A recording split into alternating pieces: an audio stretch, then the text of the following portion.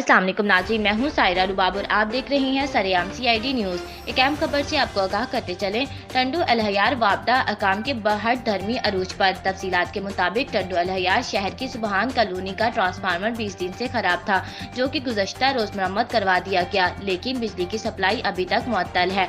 इलाका मकीन और मासूम बच्चे गर्मी से बुलबुला उठे, घरों में पीने का पानी तक मौजूद नहीं है। वापडा SDO टंडू अलहयार बजाय बिजली की सप्लाई चालू करने की शिकायत करने वालों पर बरस पड़े। इलाका मकीनों ने आला हुकाम से ऐसे नाअहल SDO को हटाने का मुतालबा किया। इलाका मकीनों का कहना है कि जब भी शिकायत लेकर जाते हैं तो अफसरान बात तक सुनने को तैयार नहीं, उल्टा संगीन नताइज की धमकियां देते हैं।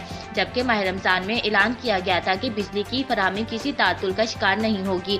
वजीर आला सिंध सैयद मुराद अली शाह से गुजारिश है कि नाअहल अफसरान को फौरी मुअत्तल करके हमारे इलाके की बिजली बहाल की जाए, ताकि अवाम रमजान के रोजे रख सके। अगर बिजली की सप्लाई बहाल ना की गई तो एहतजाजी तहरीक चलाई जाएगी।